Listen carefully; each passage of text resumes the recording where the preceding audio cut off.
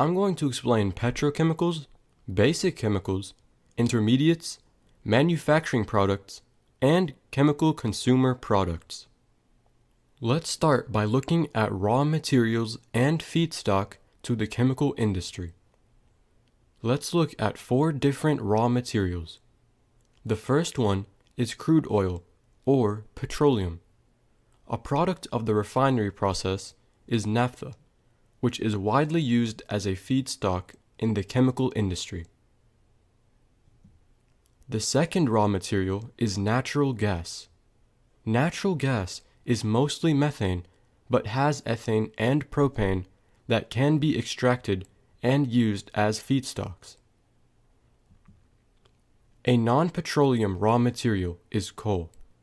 Coal can be oxidized to produce synthesis gas, or syngas, followed by synthesis of methanol to produce light olefins, like ethylene and propylene.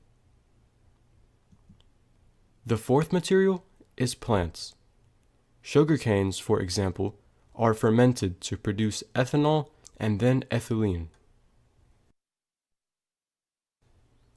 The hydrocarbons before the cracker, which is a big furnace, are usually called feedstocks, and chemicals that are post-cracker are called basic or commodity chemicals.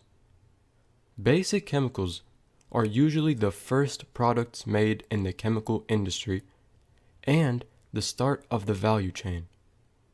The term petrochemicals is used for the chemicals entering the cracker, like naphtha and ethane, and for basic chemicals exiting the cracker, like olefins and aromatics.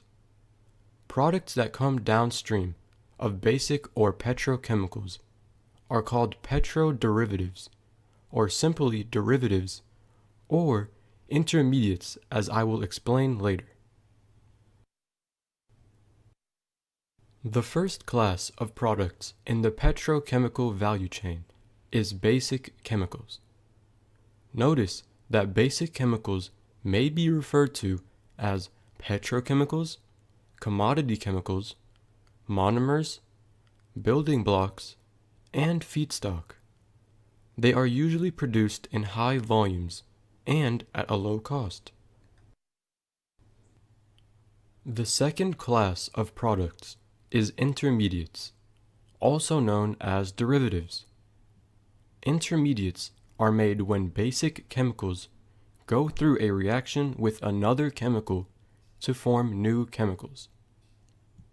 For example, ethylene reacts with oxygen to create the intermediate ethylene oxide.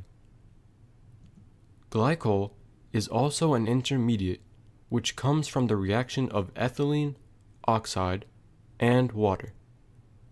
Notice that ethylene oxide is a secondary basic chemical in this example. Another example of an intermediate comes from the oxidization of propylene to form acrylic acid. The third class of products is manufacturing products, sometimes referred to as polymers, because the product goes through polymerization to get to this step.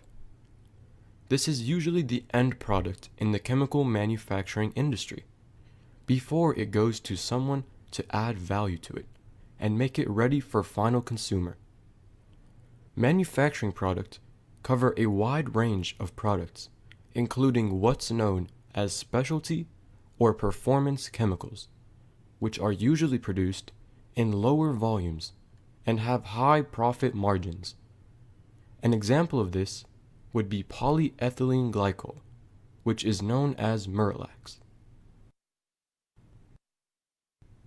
The last value chain addition is making consumer products like clothing, packaging, pharmaceuticals, furniture, healthcare products like shampoo, detergents, vehicle parts, and many other consumer products.